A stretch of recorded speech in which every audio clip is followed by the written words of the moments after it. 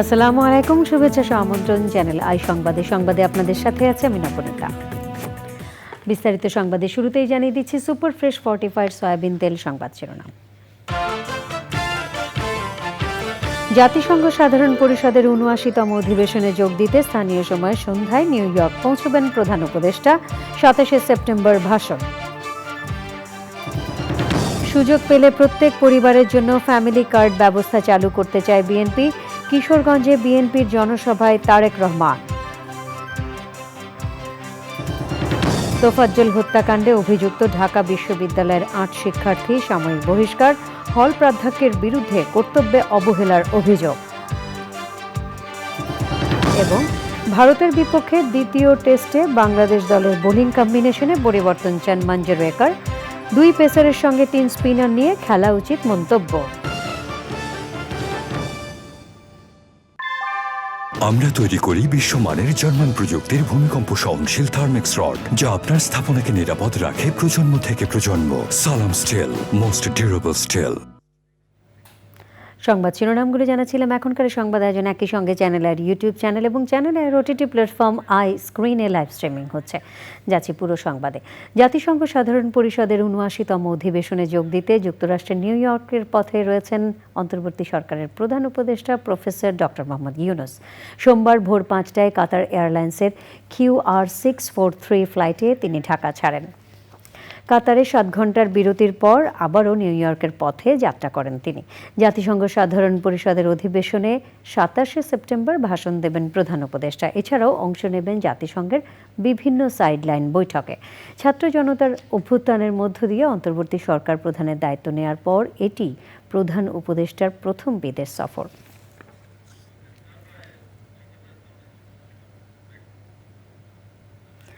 জাতিসংঘের সাধারণ অধিবেশনে যোগ দিতে স্থানীয় সময় সন্ধ্যায় নিউ ইয়র্ক পৌঁছবেন বাংলাদেশের অন্তর্বর্তীকালীন সরকারের প্রধান উপদেষ্টা ডক্টর মোহাম্মদ ইউনূস। সেখানে আছেন চকর মালিথা। যাচ্ছি তার কাছে। চকর, প্রধান উপদেষ্টা কটা নাগাদ নিউ ইয়র্ক পৌঁছবেন এবং অধিবেশনে তার কর্মসূচি কবে থেকে শুরু হচ্ছে?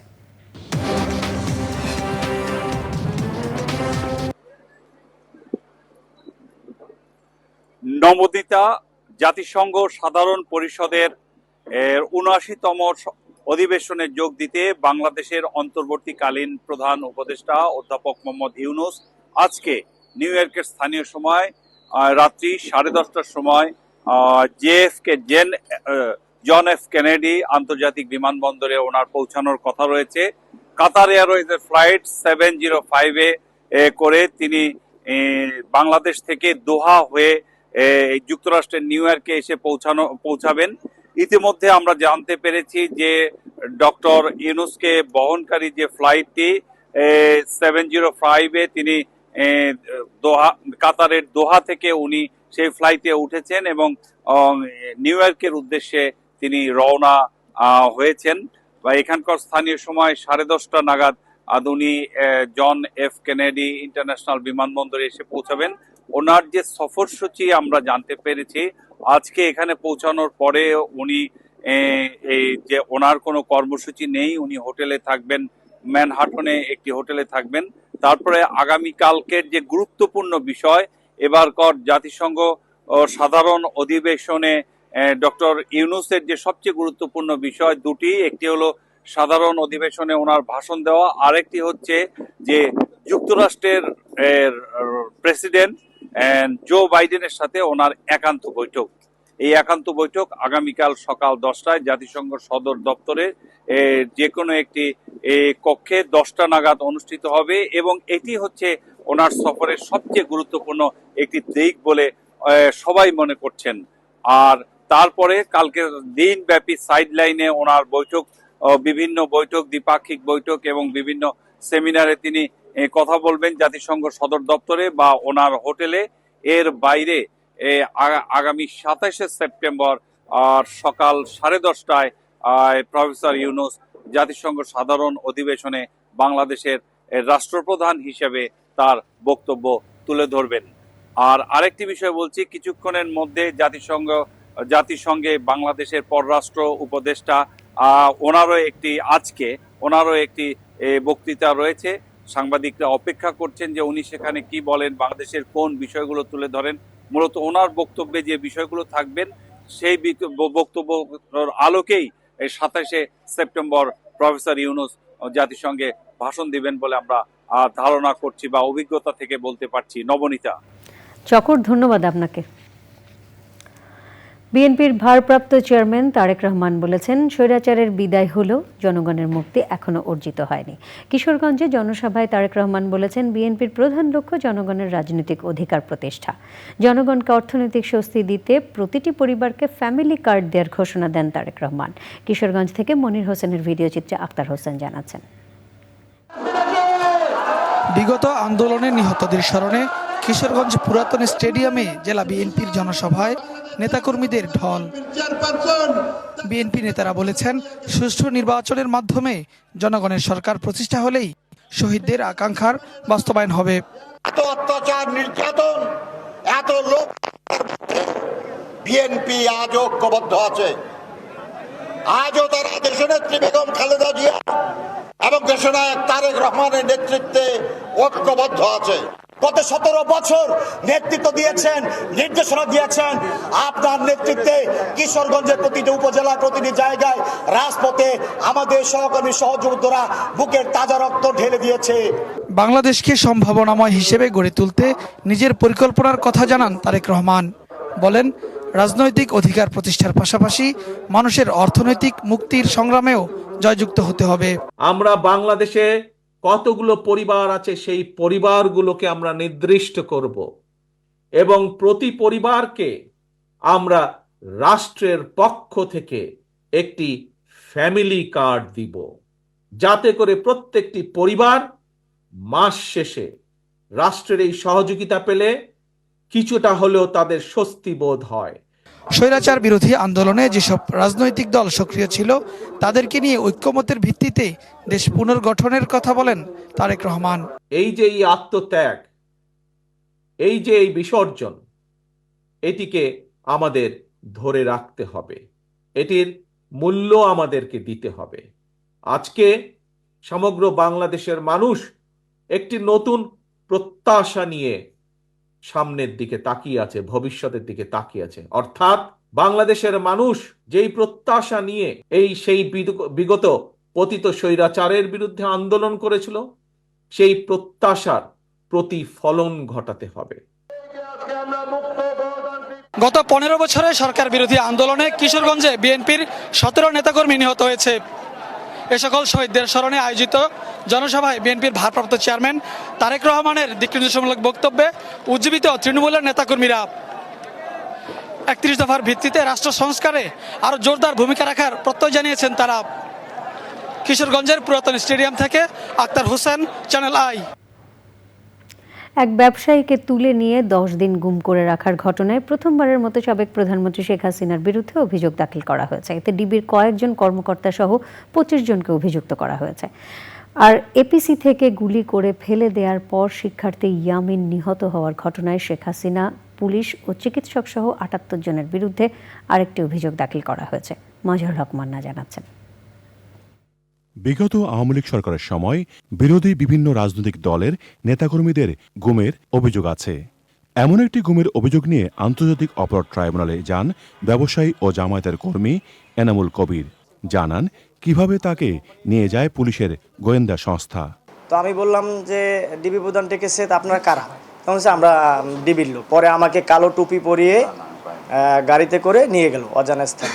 এরপরে 10 দিন পরে আমাকে 1 বস্তা বিস্ফোরক দিয়ে রাষ্ট্র বিরোধী কর্মকাণ্ডের সঙ্গে আমি জড়িত এই মর্মে আমাকে একটা মামলা দিয়ে তখন তারা জেল হাজতে পাঠিয়ে দেয়। এই যে 10 দিন আমাকে রেখেছিল, মানে খুব ভয়াবহ নির্যাতন করেছিল আমাকে। সাবেক প্রধানমন্ত্রী শেখ হাসিনার বিরুদ্ধে আরেক অভিযোগ এসেছে আন্তর্জাতিক অপরাধ ট্রাইব্যুনালে। বৈষম্য বিরোধী ছাত্র আন্দোলনের সময় সাভারে শিক্ষার্থী আসাবুল ইয়ামিনকে গুলি করে পুলিশ। এরপর নির্মম নির্যাতনের শিকার হয় সে। হাসপাতালে নিয়ে যাওয়ার পর চিকিৎসা না পেয়ে মৃত্যুর কোলে ঢলে পড়েন ইয়ামিন। মানে মৃত্যু নিশ্চিত করার জন্য 4-5 বার গুলি করার পরেও তাকে চাইনিজ রাইফেল দিয়ে গুলি করার জন্য পুলিশকে নির্দেশ দিতে, এগুলো ভিডিওতে শোনা যাচ্ছিল, সবকিছু প্রমাণ এখানে আছে। হসপিটালের অথরিটি তাকে চিকিৎসা দেয়নি, তার জন্য গেটটা পর্যন্ত ওপেন করেনি, 1 ঘন্টা ধরে সেখানে ফেলে রেখেছিল। এই সুপার হসপিটাল অথরিটি এইরকম একজন গুলিবিদ্ধ, একটা নির্মমভাবে গুলিবিদ্ধ একটা ছেলেকে বাঁচানোর জন্য ন্যূনতম চিকিৎসা সেবা দিতে অস্বীকৃতি জানিয়ে তারাও এই হত্যাকাণ্ডের সাথে আলটিমেটলি তাদের সম্পৃক্ততা এখানে প্রমাণ করেছেন। চিফ প্রসিকিউটর বলেন, দাখিল করা অভিযোগ যাচাই বাছাই শেষে ঠিক হবে কারা শেষ পর্যন্ত আসামি হবেন। মাসুলক মান্না, চ্যানেল আই, ঢাকা। প্রতিশোধ নয়, সুবিচারের জন্য আন্তর্জাতিক অপরাধ ট্রাইব্যুনাল আইনের সংশোধন করতে চায় অন্তর্বর্তী সরকার। আইন বিশেষজ্ঞ সহ সমাজের মানুষের মতামতকে সর্বোচ্চ গুরুত্ব দিয়ে বিচার কাজ হবে বলে জানিয়েছেন আইন উপদেষ্টা ডক্টর আসিফ নজরুল। আন্তর্জাতিক অপরাধ ট্রাইব্যুনাল আইন 1973 সংশোধন বিষয়ক মতবিনিময় সভায় তিনি এসব কথা বলেন। ইফতেখার উদ্দিন জানাচ্ছেন। রাজধানীর বিচার প্রশাসন প্রশিক্ষণ ইনস্টিটিউটে আন্তর্জাতিক অপরাধ ট্রাইব্যুনাল আইন 1973 সংশোধন নিয়ে মতবিনিময় সভায় যোগ দেন দেশ বিদেশের স্বনামধন্য আইন বিশেষজ্ঞ, সচেতন ও সুশীল সমাজের ব্যক্তিবর্গ। সভাপতিত্ব করেন অন্তর্বর্তী সরকারের আইন, বিচার ও সংসদ বিষয়ক উপদেষ্টা ডক্টর আসিফ নজরুল। মতবিনিময় সভায় আন্তর্জাতিক অপরাধ ট্রাইব্যুনাল আইন 1973 সংশোধন বিষয়ে মতামত ও পরামর্শ প্রদান করেন বক্তারা। এখানে আন্তর্জাতিক কোনো বিচারপতি এখানে রাখার সুযোগ থাকা উচিত। এই কারণেই বলি যে আমরা এই রুমে যারা আছি সবাই কিন্তু আমাদের একই ভিউ, আই থিঙ্ক, যে ভিকটিমদের জাস্টিস পেতেই হবে। আমরা জানি কি অন্যায় হয়েছে, আমরা ওটার সাথে সম্পৃক্ত ছিলাম আন্দোলনে, অথবা সবাই প্রত্যক্ষদর্শী ছিলাম। তো আমাদের মধ্যেও আনবায়াসড কাউকে পাওয়া প্রায় অসম্ভব, বলবো না অসম্ভব। কোনো অপরাধ যদি করে থাকে তাহলে রাজনৈতিক দলের সকলে অপরাধ করে রাখে, অপরাধ করেছে শীর্ষ ব্যক্তিত্ব, এবং সেক্ষেত্রে দলের বিরুদ্ধে আপনারা শাস্তি না নিয়ে আপনারা ছিল ব্যক্তির বিরুদ্ধে শাস্তির বিধান করেন, এবং সেটা আমাদের আন্তর্জাতিক অপরাধ ট্রাইব্যুনাল আইনে আছে। আইন উপদেষ্টা ডক্টর আসিফ নজরুল বলেন, প্রতিশোধ নয়, সুবিচারের জন্য আন্তর্জাতিক অপরাধ ট্রাইব্যুনাল আইনের সংশোধন করতে চায় অন্তর্বর্তী সরকার। আমরা এই চ্যালেঞ্জটা সম্পর্কে সম্পূর্ণ সচেতন আছি যে আমাদের এই বিচারটা সবার কাছে গ্রহণযোগ্য হতে হবে। আমার বুকের ভিতরে যত কষ্ট থাক, যত হতাশা থাক, যত আপনার ক্রন্দন থাকুক, ক্ষোভ থাকুক, বিচারটাকে অবশ্যই আমাদের সবার কাছে গ্রহণযোগ্য হতে হবে। আমরা সচেতন আছি, আমরা একটা ডিপলি পোলারাইজ সোসাইটিতে বাস করি। আমরা সচেতন আছি এই দেশে বিচারের নামে কি ধরনের অবিচার হয়েছে অতীতে, আমরা সবকিছুই জানি, এবং এই জন্য আমরা সচেতন আছি যে এটার প্রতিফলন আপনারা আমাদের বিচার কার্যের মধ্যে দিয়ে দেখবেন। আমরা সর্বোচ্চভাবে চেষ্টা করব। তিনি বলেন, আইন বিশেষজ্ঞ সহ সমাজের সব মানুষের মতামতকে সর্বোচ্চ গুরুত্ব দিয়ে ট্রাইব্যুনালে বিচার কাজ হবে। শুধুমাত্র আগের যে ইন্টারন্যাশনাল ক্রাইম ট্রাইব্যুনাল একটা বিচার যে আছে সেটার চেয়ে তো অবশ্যই অনেক গুণ ভালো, নিরপেক্ষ, গ্রহণযোগ্য বিচার হবে। আমরা চেষ্টা করব আন্তর্জাতিক বিশ্বের কাছে এবং এখানে বাংলাদেশে যারা প্রতিটা মানুষের কাছে যেন এই বিচার গ্রহণযোগ্য হয়। যেসব নেতারা বা যে সমস্ত ব্যক্তিরা এখানে বিচার কার্যের সম্মুখীন হবেন, তাদের যারা সমর্থক আছে তাদেরও যেন মনে হয় হ্যাঁ সত্যি উনি অন্যায় করেছে বা উনি অন্যায় করে নাই, তারাও যেন কনভিন্স থাকে। আমরা এই সমাজে আর ক্ষত চাই না, বিভাজন চাই না। আমরা বিচারের মধ্যে দিয়ে একটা রিকনসিলিয়েশন প্রসেসে শুরু করতে চাই, যে সবাই যেন একমত হয় এই বিচারটা যেটা হয়েছে, এটা বিচারে যে শাস্তি পেয়েছে যদি পায় এটা অবশ্যই তার প্রাপ্য ছিল। সচেতনভাবে অন্তর্বর্তী সরকার কোনো অন্যায় করবে না বলেও আশা প্রকাশ করেন আইন উপদেষ্টা। Iftekhar Uddin, Channel I, Dhaka. ঢাকা বিশ্ববিদ্যালয়ের ফজলুল হক হলে চোর সন্দেহে তোফাজ্জল হোসেনকে পিটিয়ে হত্যার ঘটনায় অভিযুক্ত 8 শিক্ষার্থীকে সাময়িক বহিষ্কার করেছে বিশ্ববিদ্যালয় প্রশাসন। হল প্রাধ্যক্ষ শাহ মোহাম্মদ মাসুমকে সরিয়ে দিয়েছে বিশ্ববিদ্যালয় কর্তৃপক্ষ। হত্যাকাণ্ডে অন্য সংশ্লিষ্টদের গ্রেপ্তার তৎপরতা অব্যাহত রয়েছে বলে জানিয়েছে পুলিশ। মইনুল হাসান জানাচ্ছেন। গত 18 সেপ্টেম্বর মোবাইল চুরির অভিযোগে তোফাজ্জল হোসেনকে আটক করে ঢাকা বিশ্ববিদ্যালয়ের ফজলুল হক মুসলিম হলের অতিথি কক্ষে এনে নির্মমভাবে মারধর করে শিক্ষার্থীরা। নির্যাতনে মানসিকভাবে অসুস্থ তোফাজ্জলের মৃত্যু হয়। পরে রাজধানীর শাহবাগ থানায় হত্যা মামলা করে বিশ্ববিদ্যালয় প্রশাসন। 19 সেপ্টেম্বর হত্যাকাণ্ডে সংশ্লিষ্ট 6 শিক্ষার্থীকে গ্রেপ্তার করে পুলিশ। আদালতে স্বীকৃতিমূলক জবানবন্দি দিলে তাদের কারাগারে পাঠানো হয়। হত্যাকাণ্ডে সংশ্লিষ্ট 8 শিক্ষার্থীকে সাময়িক বহিষ্কার করেছে ঢাকা বিশ্ববিদ্যালয়। তারা হলো পুষ্টি ও খাদ্য বিজ্ঞান ইনস্টিটিউটের 2021-22 শিক্ষাবর্ষের মোহাম্মদ মোত্তাকিন সাকিন শাহ, পদার্থ বিজ্ঞান বিভাগের 2018-19 শিক্ষাবর্ষের মোহাম্মদ জালাল মিয়া, মৃত্তিকা পানি ও পরিবেশ বিভাগের 2021-22 শিক্ষাবর্ষের সুমন মিয়া, ভূগোল ও পরিবেশ বিভাগের 2020-21 শিক্ষাবর্ষের আল হোসাইন সাজ্জাদ, গণিত বিভাগের 2018-19 শিক্ষাবর্ষের মোহাম্মদ আহসানুল্লাহ, উদ্ভিদ বিজ্ঞান বিভাগের 2020-21 শিক্ষাবর্ষের মোহাম্মদ ফিরোজ কবির, পদার্থ বিজ্ঞান বিভাগের 2020-21 শিক্ষাবর্ষের মোহাম্মদ আব্দুস সামাদ এবং সমুদ্র বিজ্ঞান বিভাগের 2021-22 শিক্ষাবর্ষের ছাত্র ওয়াজিবুল আলম। ফিরোজ কবির ও আব্দুস সামাদকে এখনও গ্রেপ্তার করতে পারেনি পুলিশ। এ হত্যার সুষ্ঠু তদন্ত করে হাউস প্রভোস্টের বিরুদ্ধে ব্যবস্থা নেওয়ার আহ্বান জানান সাধারণ শিক্ষার্থীরা। যারা প্রপারলি ইনভলভ ছিল এখানে তাদের একটা সুষ্ঠু তদন্ত হোক। আমরা যে আমার বন্ধু, আমার সহবাড়ি, ছোট বাড়ি, এরা যাতে মানে হয়রানির শিকার না হয়, সুষ্ঠু তদন্ত হোক, প্রপারলি যে অপরাধী সে বের হয়ে আসুক এবং শাস্তির বিষয়টা সেভাবে প্যারামিটার যাতে করে, সবাই যাতে এক ক্যাটাগরিতে না ফেলে। সুষ্ঠু তদন্তের মাধ্যমে যদি আরও কেউ জড়িত থাকে তাহলে তাদেরকেও শাস্তির আওতায় নিয়ে আসা হোক এবং যদি কেউ এদের মধ্যেও যদি কেউ নিরপরাধ থাকে তারাও যেন হয়রানির শিকার না হয়। সর্বোচ্চ গুরুত্ব দিয়ে ঘটনার তদন্ত হচ্ছে বলে জানান প্রক্টর সাইফুদ্দিন আহমেদ। পুলিশ তার মতো করে যে কাজ করছে সেখানে আরও কয়েকজনের সম্পৃক্ততার কথা তারা জানিয়েছে, তাদেরকেও গ্রেপ্তারের প্রক্রিয়া পুলিশ থেকে করা হচ্ছে। বিশ্ববিদ্যালয়ের প্রশাসনিক ব্যবস্থার মধ্যে গুরুত্বপূর্ণ হলো ওই 8 জনকে ইতিমধ্যে সাময়িকভাবে বহিষ্কার করা হয়েছে। আমাদের কাছে মনে হয়েছে হল প্রশাসনের কিছু গাফিলতি ছিল, তো তার ভিত্তিতে আমরা প্রাথমিকভাবে হলের প্রাধ্যক্ষকে পরিবর্তন করে দিয়েছি। ঔষধ প্রযুক্তি বিভাগের অধ্যাপক ডক্টর মোহাম্মদ ইলিয়াস আল মামুনকে নতুন হাউস প্রভোস্ট নিয়োগ দিয়েছে বিশ্ববিদ্যালয় প্রশাসন। Monirul Hasan, channel I, Dhaka. বন্যা পরবর্তী সময়ে নোয়াখালীতে ব্যাপক আকার ধারণ করেছে বিভিন্ন পানিবাহিত রোগ। অর্থাভাবে চিকিৎসা করাতে পারছেন না অধিকাংশ দুর্গতরা। অসহায় এসব হাজারো মানুষকে বিনামূল্যে চিকিৎসা সেবা ও ওষুধ দিয়েছে প্রকৃতি ও জীবন স্বাস্থ্যসেবা কেন্দ্র এবং প্রকৃতি ও জীবন ক্লাব। এমন উদ্যোগে কৃতজ্ঞতা জানিয়েছেন বানভাসী জনপদের মানুষ। আব্দুল করিমের ভিডিও চিত্রে আরও জানাচ্ছেন আফরোজা হাসি। নানান অনিশ্চয়তা ও ক্ষয়ক্ষতির পর বন্যার পানি নামার সাথে সাথে বেরিয়ে আসছে ক্ষতচিহ্ন।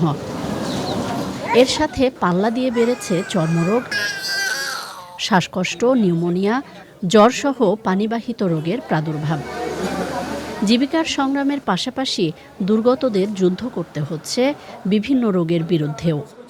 এমন বাস্তবতায় নোয়াখালীর সেনবাগের হাজারো মানুষকে বিনামূল্যে চিকিৎসা সেবা ও ওষুধ দিয়েছে প্রকৃতি ও জীবন স্বাস্থ্যসেবা কেন্দ্র এবং প্রকৃতি ও জীবন ক্লাব। ঘরের পাশে বিনামূল্যে চিকিৎসা সেবা ও ওষুধ পেয়ে স্বস্তি জানিয়েছেন বানভাসী মানুষ।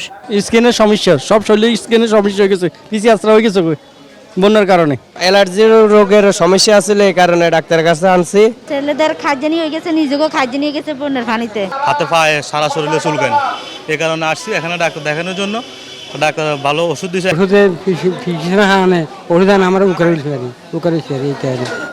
আর্ত মানবতার সেবায় এমন কার্যক্রমকে দৃষ্টান্ত হিসেবে আখ্যায়িত করেছেন সংশ্লিষ্টরা। বন্যার কারণে বিভিন্ন রকমের রোগ ব্যাধি দেখা দিছে, তাই ঠিক এই সমযোগী অবস্থায় ঠিক এই মুহূর্তে ওনারা যে সহযোগিতা করছেন, আমরা ওনাদেরকে অসংখ্য অসংখ্য ধন্যবাদ জানাই। ফ্রি চিকিৎসা দিচ্ছে, মেডিসিন ফ্রি, এবং কি ভিজিটও দিচ্ছে না, ভিজিটও ফ্রি। প্রকৃতি ও জীবন ক্লাবকে ধন্যবাদ জানাই। মানুষের জন্য এখানে ঔষধ এবং চিকিৎসা সেবা দেওয়া হচ্ছে। নিঃসন্দেহে এটি একটি বড় পরিসরে এবং বড় একটি উদ্যোগ। এই ক্রান্তি লগ্নে প্রকৃতি ও জীবন স্বাস্থ্য সেবা ক্লাব যে একটা সেবা দিচ্ছে, আমরা এই সংগঠনকে জানাই অসংখ্য ধন্যবাদ। আমরা বেশিরভাগ রোগী পাচ্ছি যাদের মানে বন্যা দুর্গত আক্রান্তদের গায়ে চুলকানি, র্যাশ, খোস, পাঁচড়া। এই সেবা যদি আমাদের পাশাপাশি আরও কোনো দাতা সংস্থা, এনজিও, সরকারি প্রতিষ্ঠান যদি এগিয়ে আসে, তাহলে এই সমস্ত বানবাসী মানুষের অনেক অনেক উপকার হবে। যে কোনো দুর্যোগে দেশের মানুষের সহায়তায় যুগের অধিক সময় নিরলসভাবে কাজ করছে প্রকৃতি ও জীবন ফাউন্ডেশন, প্রকৃতি ও জীবন স্বাস্থ্যসেবা কেন্দ্র এবং প্রকৃতি ও জীবন ক্লাব।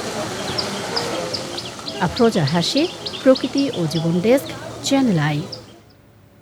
এবারে আই স্পোর্টস।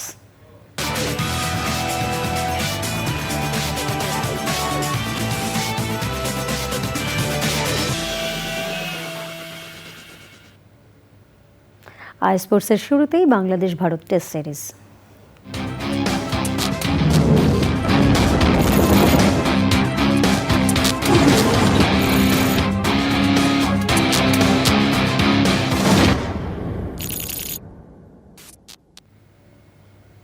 পাকিস্তানের মাটিতে তাদের হোয়াইট ওয়াশ করার পর বাংলাদেশ দল ঘিরে যে আকাশচুম্বী প্রত্যাশা জেগেছিল তা চেন্নাই টেস্টে ভারতের কাছে 280 রানে হেরে হতাশায় পরিণত হয়েছে। এই হারের পর কিভাবে টাইগার্স দ্বিতীয় টেস্টের জন্য প্রস্তুত হবে তা নিয়ে চলছে আলোচনা। 27শে সেপ্টেম্বর কানপুরে দ্বিতীয় টেস্টের জন্য একাদশ নির্বাচনের ক্ষেত্রে টাইগারদের বোলিং কম্বিনেশনে পরিবর্তন আনার পরামর্শ দিয়েছেন সাবেক ভারতীয় ক্রিকেটার ও আন্তর্জাতিক ধারাভাষ্যকার সঞ্জয় মাঞ্জরেকর। তিনি মনে করেন 3 স্পিনার ও 2 পেসারের সমন্বয়ে বাংলাদেশের বোলিং আক্রমণ সাজানো উচিত। সেক্ষেত্রে সাকিব ও মিরাজের পাশাপাশি তৃতীয় স্পিনার হিসেবে দলে আসা উচিত বাঁহাতি অর্থোডক্স তাইজুল ইসলামের। ঘরের মাঠে টানা 18 টেস্ট সিরিজ জয়ের দোরগোড়ায় থাকা ভারতকে নিয়ে মাঞ্জরেকরের পরামর্শ, দ্বিতীয় টেস্টে বুমরার বদলে কুলদীপ যাদব এবং রাহুলের বদলে সরফরাজ খানকে খেলানো যেতে পারে। বাংলাদেশ ফুটবল ফেডারেশনের আসন্ন নির্বাচনে সভাপতি পদে নির্বাচন করার ঘোষণা দিলেন তাবিথ আওয়াল। সংবাদ সম্মেলনে 2 বারের সাবেক সহসভাপতি তাবিথ বলেছেন, ব্যক্তিকেন্দ্রিক কিছু নয়, বরং নির্বাচিত হলে মাঠের ফুটবল নিয়ে চমক দেখাতে চান তিনি। আরও জানাচ্ছেন আরিফ চৌধুরী। তাবিথ আওয়াল অনেকগুলো পরিচয় তার, ফুটবলার, ব্যবসায়ী, ক্রীড়া সংগঠক ও রাজনীতিবিদ। আজকে আসলে কোনো বক্তব্য দিতে আমরা আসি না। গত এক যুগে নির্বাচন আর তাবিথ যেন স্বতঃস্ফূর্ত মাখামাখি। খোদ ফুটবল ফেডারেশনেই স্বতন্ত্র হিসেবে 3 বার। ঢাকা উত্তর সিটি কর্পোরেশনের মেয়র পদেও 2 বার নির্বাচন লড়েছেন তিনি। এবার চতুর্থবার বাফুফের নির্বাচনে। তবে এবার আর সহ নয়, সরাসরি সভাপতি পদের প্রতিদ্বন্দ্বিতায় তাবিথ আওয়াল। আমি আপনাদেরকে কমিটমেন্ট দিচ্ছি যে আমি যদি প্রেসিডেন্ট হতে পারি, আমি খেলার মাঠে চমক দেখাবো।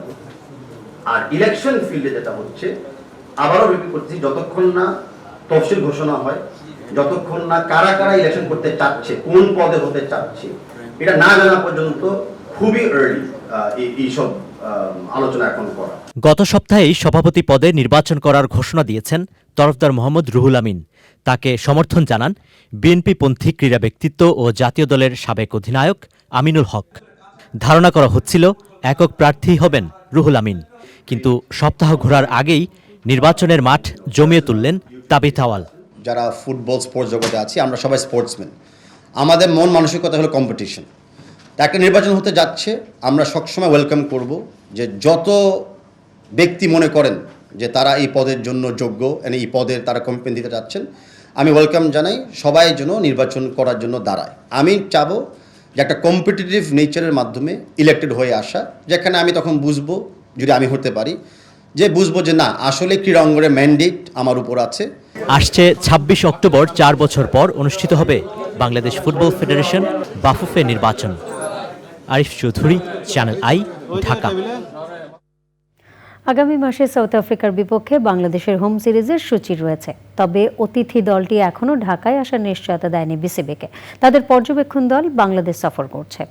আজ সিরিজের অন্যতম ভেন্যু মিরপুরে এসে স্টেডিয়ামের ভেতরে ও বাইরে একাধিক কর্মসূচি করেছে তারা। যেই 2টা ভেন্যুতে খেলা হবে সেই ভেন্যুটা পরিদর্শন, যেই হোটেলে থাকবে সেই হোটেলের পরিদর্শন এবং ওভারঅল সিকিউরিটি সিচুয়েশনটা কি আছে, আমরা কিভাবে সিকিউরিটিটা প্রদান করে থাকি, এই ব্যাপারেই তারা একটা ওভারঅল সিচুয়েশন দেখে গিয়েছেন। এবং আমরা নর্মালি বাংলাদেশ ক্রিকেট বোর্ড বিভিন্ন আন্তর্জাতিক সিরিজে যেই প্রোটোকলটা মেনটেন করে থাকি, সেই প্রোটোকলটাই আমরা তাদের দেখিয়েছি। এই ছিল আজকের আই স্পোর্টসে। চলে যাচ্ছি অন্যান্য সংবাদে। অন্তর্বর্তী সরকারের তথ্য সম্প্রচার এবং ডাক, টেলিযোগাযোগ ও তথ্য প্রযুক্তি মন্ত্রণালয়ের উপদেষ্টা নাহিদ ইসলাম বলেছেন, আগামী সপ্তাহে গণমাধ্যম সংস্কার কমিশন ঘোষণা করা হবে। বিকেলে রাজধানীর সার্কিট হাউস রোডে চলচ্চিত্র ও প্রকাশনা অধিদপ্তরের উদ্যোগে আয়োজিত এক মতবিনিময় সভায় তথ্য উপদেষ্টা একথা বলেন। সংবাদপত্রের প্রকাশক, সম্পাদক ও নির্বাহী সম্পাদক সহ জ্যেষ্ঠ সাংবাদিকরা মতবিনিময় সভায় অংশ নেন। উপদেষ্টা নাহিদ ইসলাম বলেছেন, ফ্যাসিবাদের পক্ষে যারাই কাজ করেছে বা উস্কে দিয়েছে তাদের সবাইকে বিচারের আওতায় আনা হবে। ঢাকা ও ঢাকার বাইরে থেকে আসা বিভিন্ন সংবাদপত্রের সম্পাদক ও জ্যেষ্ঠ সাংবাদিকরা সভায় উপস্থিত ছিলেন। আমরা গণমাধ্যমের স্বাধীনতার কথা বলেছি যে আমরা গণমাধ্যমের স্বাধীনতা নিশ্চিত করতে চাই, কিন্তু এটি কেবলই মুখের কথা নয়, আমরা এটি কাজে বাস্তবায়ন করতে চাই। তো কিভাবে কাজে বাস্তবায়ন করা যায়, এটা বাস্তবিক করা যায়, সেটার জন্য নীতিমালা প্রয়োজন। এবং এই নীতিমালার জন্য আপনারাও যেটা বললেন যে একটা কমিশন গঠন প্রয়োজন খুব দ্রুত সময়ের মধ্যেই। আমি আশা করি যে আগামী সপ্তাহেই হয়তো গণমাধ্যম সংস্কার কমিশনের ঘোষণাটি দিতে পারবো আমি। আমাদের প্রধান উপদেষ্টা ডক্টর মোহাম্মদ ইউনূস উনি জাতিসংঘ থেকে দেশে আসলেই হয়তো এই ঘোষণাটি আসবে। এরই সাথে সংবাদে নিয়ে নিচ্ছে খানিকক্ষণের বিরতি, আর বিরতির পর অন্যান্য সংবাদের সাথে জানিয়ে ফিরব। অনাচার এবং দুর্নীতিতে দুর্বল হয়ে পড়া 11টি ব্যাংকে কড়া নজরদারিতে রেখেছে Bangladesh Bank. Governor doctor Ahsan H Mansur জানিয়েছেন, এসব ব্যাংকে আন্তর্জাতিক ফার্ম দিয়ে অডিট করানো হবে। প্রথমে ধরা হবে ইসলামী ব্যাংক সহ 3টি ব্যাংককে।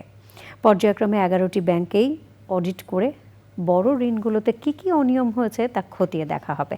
টাস্কফোর্সের দ্বিতীয় সভার সিদ্ধান্তগুলো জানাতে বাংলাদেশ ব্যাংকে গণমাধ্যমের সাথে কথা বলেন গভর্নর। আগামী 1 মাসের মধ্যে আন্তর্জাতিক বিশেষজ্ঞ নিয়োগ শেষ হবে বলে আশাবাদী তিনি। মনিটরিংয়ে যেটা দেখা যাচ্ছে যে আমরা গত 2 দিন ধরে তারা ক্যাশ ফ্লো ওভারঅল এই 9টা ব্যাংকে যোগ করলে cash flow positive, which is very মানে এনকারেজিং সাইন। ইসলামী ব্যাংক একলাই প্রায় 600 কোটি টাকার মতো পজিটিভ আছে গতকাল, তার আগের দিন ছিল 300 কোটি টাকা পজিটিভ, মানে deposit is higher than withdrawal, so that is encouraging. আমাকে বাংলাদেশ ব্যাংক থেকে টাকা দিতে হবে না, এই জন্য আমি রিলিভড। সো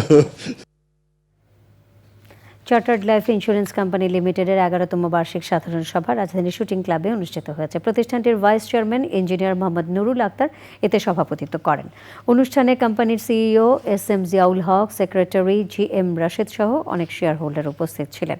এতে কোম্পানির গত বছরের বার্ষিক প্রতিবেদন উপস্থাপন করা হয় এবং ভোটের মাধ্যমে আলোচ্য বিষয়সমূহ অনুমোদিত হয়। AGM-এ শেয়ার হোল্ডারদের জন্য 2.5% নগদ লভ্যাংশ ঘোষণা করা হয়েছে।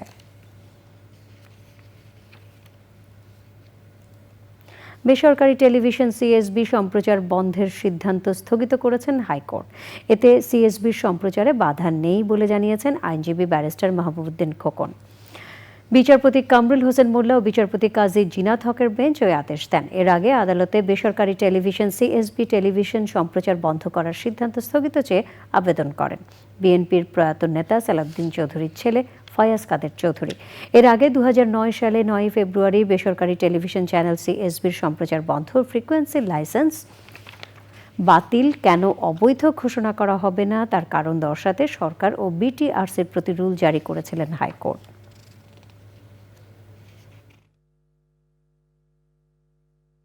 যে অর্ডারটা পেয়েছি ওই অর্ডারের মাধ্যমে আমরা নতুন একটা নিউজ সার্ভিস ক্রিয়েট করব।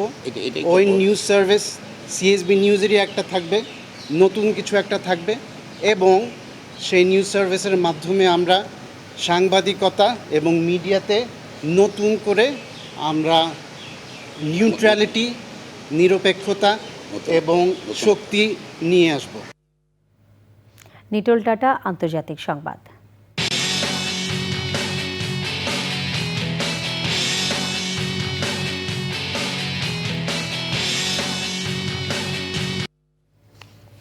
লেবাননে বড় ধরনের বিমান হামলা চালিয়েছে ইসরায়েল। সোমবার হিজবুল্লাহর প্রায় 300 সদস্যের অবস্থান লক্ষ্য করে চালানো হামলায় কমপক্ষে 274 জন নিহত হয়েছেন, আহত হয়েছেন প্রায় 1000।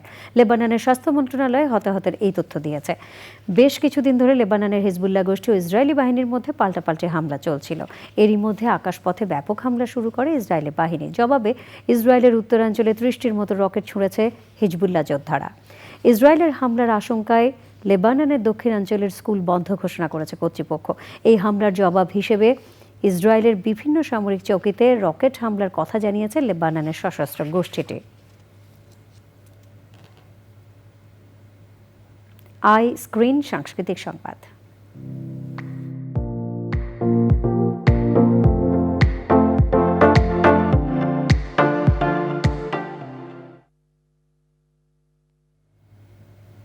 বিনোদনের স্মার্ট দুনিয়া OTT প্ল্যাটফর্ম আই স্ক্রিন। এই প্ল্যাটফর্মে প্রদর্শিত হচ্ছে ক্লাসিক সব নাটক, সিনেমা, সিরিজ। নতুন করে আই স্ক্রিনে যুক্ত হলো নাটক গ্রামের ছেলে। নাটকটি পরিচালনা ও রচনা করেছেন মেজবা শিকদার। অভিনয় করেছেন ইরফান সাজ্জাদ, ফারুক আহমেদ সহ অনেকে। আই স্ক্রিন সাবস্ক্রাইব করে নাটকটি দেখতে পারবেন দর্শক।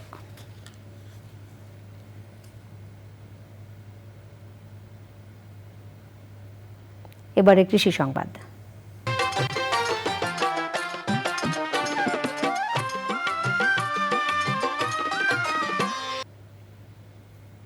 যশোরে গত 3 দিনের ভারী বর্ষণে কয়েকশো বিঘার মাছের ঘের ও পুকুর ডুবে গেছে। ওসব পুকুর ও ঘেরে বিভিন্ন প্রজাতির মাছের পোনা ছিল। এতে মাছ চাষিদের কয়েক কোটি টাকার ক্ষতি হয়েছে।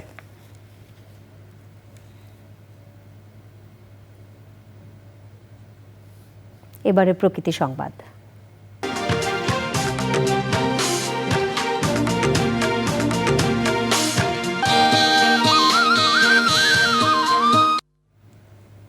কিশোরগঞ্জের নিকলিতে ইটভাটা বন্ধের দাবিতে মানববন্ধন করেছে স্থানীয়রা। জেলা প্রশাসন কার্যালয়ের সামনে অনুষ্ঠিত মানববন্ধন থেকে কুরসা গ্রামবাসী দাবি করেন, মেসার্স কামাল ব্রিক্স ইটভাটার কালো ধোঁয়ায় পরিবেশ প্রকৃতি ক্ষতিগ্রস্ত হওয়ার পাশাপাশি ফসল উৎপাদন ব্যাহত হচ্ছে।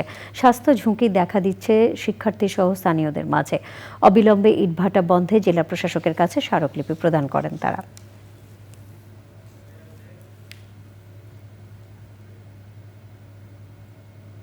সংবাদে সময় হলো আবারও বিরতির। আর বিরতির পর যখন ফিরছি তখন থাকছে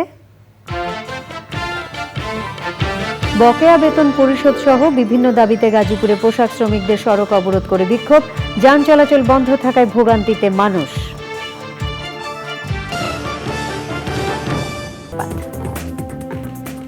রংপুরের গঙ্গাচড়ায় তিস্তা নদীর ভাঙনে হুমকির মুখে পড়েছে গ্রাম রক্ষা বাঁধ, তিস্তা সেতু, রংপুর লালমনিরহাট সড়ক সহ নানা স্থাপনা। ইতিমধ্যে ভাঙনে মাথা গোঁজার ঠাঁই হারিয়েছে শতাধিক পরিবার। অন্তর্বর্তীকালীন সরকারের কাছে দ্রুত তিস্তা মহাপরিকল্পনা বাস্তবায়নের দাবি জানিয়েছেন তিস্তা পাড়ের মানুষ। এহসানুল হক সুমনের ভিডিও চিত্রে আরও জানাচ্ছেন মেরিনা লাভলি। শরতে কাশের দোল কিংবা নদীর বুকে সূর্যের অস্ত যাওয়ার সৌন্দর্য মুগ্ধ করলেও তিস্তাপাড়ের মানুষের জীবনের গল্পে নেই কোনো মুগ্ধতা। গঙ্গাচড়া উপজেলার চরশঙ্করদহে তিস্তার আগ্রাসী ভাঙনে ঝুঁকিতে গ্রাম রক্ষা বাঁধ।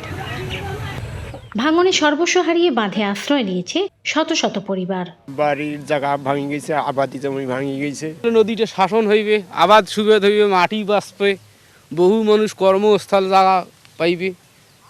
এইটা আর কি চাই? সরকারে আইসি কয় বলে হ্যাঁ যে বান হইবে, আস্থা পিচিং করে দেবে, আবার সুবিধা তোমার সুবিধে হইবে। তো ওই তো সুবিধে হল, সুবিধে নদীর যা চল সব ভাঙি। যদি বালার বাঁধ ভাঙে তাহলে চলে যাবে আখরে গোটা চর শেষ হয়ে যাবে। মানুষের জীবন জীবিকা রক্ষায় প্রতিশ্রুত তিস্তা মহাপরিকল্পনা বাস্তবায়নের তাগিদ সচেতন মহলের। অন্তর্বর্তীকালীন সরকারটি নিশ্চয়ই একটু অসাধারণ কিছু করবেন এবং তাদের এই সুখ দুঃখের পাশে এসে দাঁড়াবেন। তিস্তা মহাপরিকল্পনা বাস্তবায়ন প্রকৃতি ভিত্তিক ভাবে আমরা কম্পোনেন্টগুলো তৈরি করে, প্রকল্প দলিল তৈরি করে আমরা জনগোষ্ঠীকে সম্পৃক্ত করে আমরা আত্মনির্ভরশীল করতে পারবো এবং উন্নয়নকে চলমান রাখতে পারবো। প্রয়োজনীয় অর্থায়নে তিস্তা বন্ড চালু করার পাশাপাশি ভূ রাজনৈতিক সমস্যা এড়াতে দেশীয় প্রতিষ্ঠান, বিশেষজ্ঞ ও শ্রমিকদের যুক্ত করে প্রকল্প বাস্তবায়নের উপর গুরুত্বারোপ করেছেন বিশেষজ্ঞরা। রংপুর থেকে মেরিনা লাভলি, চ্যানেল আই। বকেয়া বেতন পরিশোধ সহ বিভিন্ন দাবিতে গাজীপুরে আজও কারখানার শ্রমিকরা সড়ক অবরোধ করে বিক্ষোভ করেছেন। গাজীপুর সদর উপজেলার বাঘের বাজার এলাকার গোল্ডেন রিফিট গার্মেন্টসের শ্রমিকরা সকালে কারখানায় প্রবেশ করে কাজে যোগ না দিয়ে বিক্ষোভ শুরু করেন। হাজিরা বোনাস বাড়ানো সহ 12 দফা দাবিতে কারখানার অ্যাসেম্বলি পয়েন্টে অবস্থান নেন তারা। সকাল 9:30টার দিকে বিক্ষোভরত শ্রমিকরা ঢাকা ময়মনসিংহ মহাসড়ক অবরোধ করেন। এতে কয়েক কিলোমিটার এলাকায় যানজট তৈরি হয়। ওদিকে 3 মাসের বকেয়া বেতন পরিশোধের দাবিতে ঢাকা ময়মনসিংহ মহাসড়ক অবরোধ করেন সিজন্স ড্রেসেস লিমিটেড গার্মেন্টসের শ্রমিকরা। সকাল 9টায় গাজীপুরের টঙ্গী পশ্চিম থানার এরশাদনগর এশিয়া পেট্রোল পাম্পের সামনের মহাসড়ক অবরোধ করেন তারা। সড়কের উভয় পাশে যান চলাচল বন্ধ থাকায় চরম ভোগান্তিতে পড়েন মানুষ। বুয়েট গ্র্যাজুয়েটস ক্লাবের সদস্যদের জন্য ব্র্যান্ডেড ক্রেডিট কার্ড নিয়ে আসছে ইউনাইটেড কমার্শিয়াল ব্যাংক ইউসিবি। এ লক্ষ্যে বুয়েট গ্র্যাজুয়েটস ক্লাব লিমিটেডের সাথে রাজধানীর বনানীতে বুয়েট গ্র্যাজুয়েটস ক্লাবের প্রধান কার্যালয়ে সমঝোতা স্মারক সই হয়েছে। ইউসিবির ভারপ্রাপ্ত ব্যবস্থাপনা পরিচালক সৈয়দ ফরিদুল ইসলাম এবং বুয়েট গ্র্যাজুয়েটস ক্লাবের সভাপতি প্রকৌশলী গোলাম মোহাম্মদ আলমগীর নিজ নিজ প্রতিষ্ঠানের পক্ষে স্মারকে সই করেন। ক্লাব সদস্যরা এই কার্ডের মাধ্যমে যাবতীয় আর্থিক এবং অন্যান্য সুবিধা গ্রহণ করতে পারবেন। অনুষ্ঠানে প্রধান অতিথি ছিলেন ইউসিবির পরিচালনা পর্ষদের চেয়ারম্যান শরীফ জাহির, ইউসিবির অতিরিক্ত ব্যবস্থাপনা পরিচালক এটিএম তাহমিদুজ্জামান, বুয়েট গ্র্যাজুয়েটস ক্লাবের এক্সিকিউটিভ কমিটির সদস্য প্রকৌশলী ফরহাদ আহমেদ খান সহ উভয় প্রতিষ্ঠানের উচ্চ পদস্থ কর্মকর্তারা উপস্থিত ছিলেন। পাহাড়ে বাঙালিদের উপর হামলা ও হত্যার প্রতিবাদে ঢাকা বিশ্ববিদ্যালয়ের রাজু ভাস্কর্যের সামনে অবস্থান, বিক্ষোভ ও মশাল মিছিল করছে পার্বত্য চট্টগ্রামে বসবাসরত ছাত্র জনতা। 1997 সালে শান্তি চুক্তির সমালোচনা করে বক্তারা বলেন, শান্তি চুক্তির মাধ্যমে পাহাড়ে বাঙালিদের অধিকার বঞ্চিত করা হয়েছে। এ সময় পার্বত্য নাগরিক পরিষদ সভাপতি ইঞ্জিনিয়ার আলকাস আল মামুন বলেন, ষড়যন্ত্রের মাধ্যমে জুম ল্যান্ড বানানোর পায়তারা করছে একটি মহল। সন্ত্রাস বন্ধে পাহাড়ি সংগঠনগুলো নিষিদ্ধ করার আহ্বান জানিয়ে তিনি সেনাবাহিনীকে অস্ত্র উদ্ধারের আহ্বান জানান। পরে রাজু ভাস্কর্য থেকে নীলক্ষেত পর্যন্ত মশাল মিছিল করে সংগঠনটি। সংবাদে আবারও নিয়ে নিচ্ছি বিরতি। আর বিরতির পর খেলার খবরে থাকছে। বিরতির পর আপনাদের সাথে আছি চ্যানেল আই সংবাদ নিয়ে। সড়ক মহাসড়কে শৃঙ্খলা ফিরিয়ে আনার লক্ষ্যে ঢাকা মেট্রোপলিটন এলাকায় ইউনিফর্ম অথবা ছবিযুক্ত পরিচয়পত্র দেখানো সাপেক্ষে শিক্ষার্থীরা হাফ পাস সুবিধা গ্রহণ করতে পারবেন। রাজধানীর সব সিটি বাসে এই সিদ্ধান্ত বলবৎ থাকবে। সাপ্তাহিক ছুটির দিন সহ প্রতিদিন ভোর 6টা থেকে রাত 12টা পর্যন্ত এই সুবিধা পাবেন শিক্ষার্থীরা। ছাত্র জনতা গণ আন্দোলনে শিক্ষার্থীদের বিশেষ অবদানের স্বীকৃতি হিসেবে ঢাকা সড়ক পরিবহন মালিক সমিতি এই সিদ্ধান্ত গ্রহণ করেছে। রাজধানীর ইঞ্জিনিয়ার্স ইনস্টিটিউট মিলনায়তনে ঢাকা সড়ক পরিবহন মালিক সমিতি এবং নিরাপদ সড়ক আন্দোলনের যৌথ উদ্যোগে জনসচেতনতামূলক আলোচনা সভায় মালিকরা একথা বলেন। সংগঠনের সভাপতি এম এ বাতেনের সভাপতিত্বে এবং সাধারণ সম্পাদক মোহাম্মদ সাইফুল আলমের সঞ্চালনায় অনুষ্ঠিত সভায় বিভিন্ন শ্রমিক সংগঠনের প্রতিনিধিরাও উপস্থিত ছিলেন। জুলাই বিপ্লবে আলেম শিক্ষার্থীদের অবদান ও প্রত্যাশার শীর্ষক এক আলোচনা সভা অনুষ্ঠিত হয়েছে। জাতীয় প্রেস ক্লাবে তরুণ আলেম প্রজন্ম 24-এর উদ্যোগে তরুণ আলেম প্রজন্ম 24-এর পরিষদ সদস্য এহসানুল হকের সভাপতিত্বে মিরপুর মাদ্রাসা দারুর রাশাদ এর প্রিন্সিপাল মাওলানা সালমান এবং আলেম লেখক ও গবেষক মাওলানা মুসা আল হাফিজ সহ বৈষম্য বিরোধী ছাত্র আন্দোলনের সমন্বয়ক তারেকুল ইসলাম আলোচনা করেন। আলোচনা সভায় তরুণ আলেম প্রজন্ম 24-এর আত্মপ্রকাশের উদ্দেশ্য ও পরিচিতি তুলে ধরেন সংগঠনের পরিষদ সদস্য আশরাফ মাহদি। এ সময় তরুণ আলেম প্রজন্ম 24-এর 46 সদস্যের নির্বাহী পরিষদ ঘোষণা করা হয়। এবারে খেলার খবর।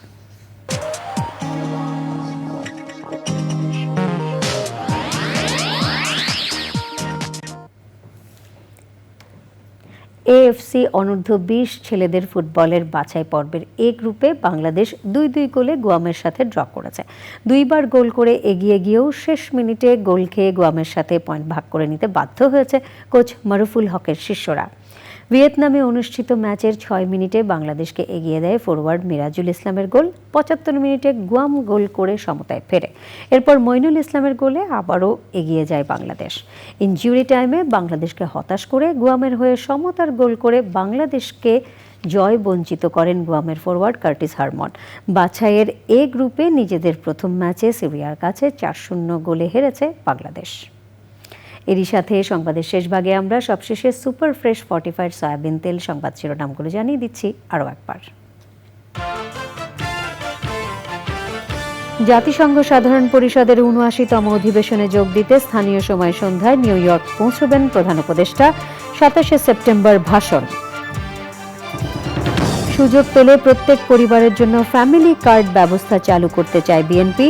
কিশোরগঞ্জে বিএনপির জনসভায় তারেক রহমান। তোফাজ্জল হত্যাকাণ্ডে অভিযুক্ত ঢাকা বিশ্ববিদ্যালয়ের ৮ শিক্ষার্থীর সাময়িক বহিষ্কার। হল প্রাধ্যক্ষের বিরুদ্ধে কর্তব্যে অবহেলার অভিযোগ। এবং ভারতের বিপক্ষে দ্বিতীয় টেস্টে বাংলাদেশ দলের বোলিং কম্বিনেশনে পরিবর্তন চান মঞ্জুরেকার। 2 পেসারের সঙ্গে 3 স্পিনার নিয়ে খেলা উচিত মন্তব্য।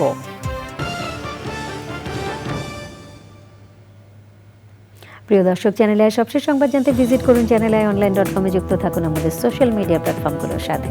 সংবাদে এতক্ষণ আমাদের সাথে থাকার জন্য সকলকে ধন্যবাদ।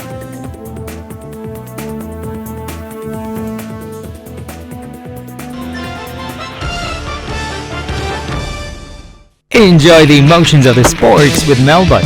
Enjoy the energy. The victory. Only victory. Only Melbot.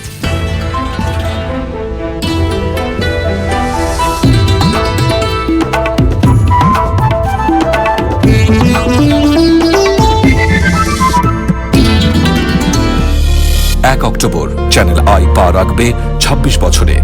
এবার জন্মদিনের সকল আনুষ্ঠানিকতা স্থগিত করা হয়েছে। চ্যানেল আই ভবন ও প্রাঙ্গণে থাকবে না অন্যান্য বারের মতো কোনো উৎসব আয়োজন। জন্মদিন আয়োজনের জন্য বরাদ্দকৃত অর্থ এবং চ্যানেল আই পরিবারের সদস্যদের একদিনের বেতন আমরা নিবেদন করছি বৈষম্য বিরোধী ছাত্র আন্দোলনে আহতদের চিকিৎসা ও বন্যায় ক্ষতিগ্রস্ত মানুষদের জন্য। চ্যানেল আই, হৃদয়ে বাংলাদেশ।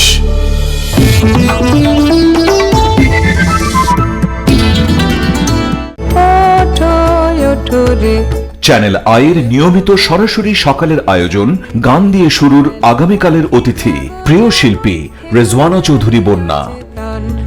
গান দিয়ে শুরু দেখবেন প্রতিদিন বাংলাদেশ সময় সকাল 7:30 শুধুমাত্র চ্যানেল আইতে। প্রত্যেক মানুষের ভেতরেই তার নিজস্ব এক বন্ধু আছে, অদৃশ্য বন্ধু।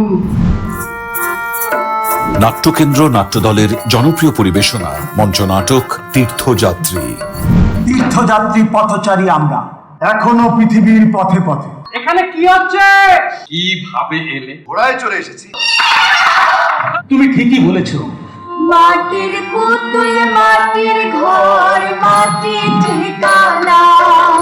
হুমায়ুন কবিরের রচনা এবং তৌকির আহমেদের নির্দেশনায় তীর্থযাত্রী এখন উপভোগ করুন আপনার নিজস্ব ওটিটি আই স্ক্রিনে।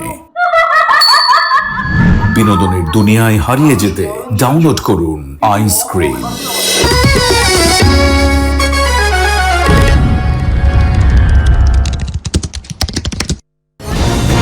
আমাদের জাতীয় জীবনে এবং আন্তর্জাতিক অঙ্গনে প্রতিদিন ঘটে যাওয়া নানা ঘটনা প্রবাহের বহুমাত্রিক বিশ্লেষণ নিয়ে চ্যানেল আইয়ের নিয়মিত আয়োজন তৃতীয় মাত্রা। প্রতিদিন আপনাদের জন্য জিপিএস তৃতীয় মাত্রা নিয়ে থাকছি আমি জিল্লুর রহমান, রাত 1টায় এবং সকাল 9:45 শুধুমাত্র চ্যানেল আইতে।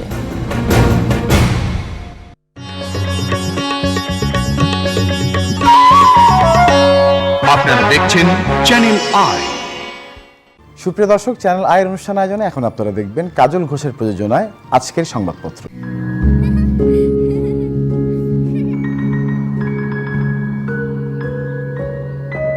প্রতিদিন এমন ছোট ছোট মুহূর্তগুলো তৈরি করে জীবনের গল্প। Hatil, live and relive.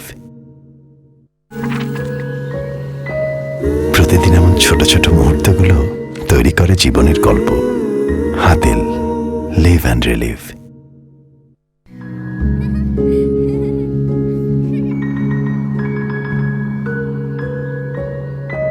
প্রতিদিন এমন ছোট ছোট মুহূর্তগুলো তৈরি করে জীবনের গল্প। Hatil, live and relive. প্রতিদিন এমন ছোট ছোট মুহূর্তগুলো তৈরি করে জীবনের গল্প। Hatil, live and relieve.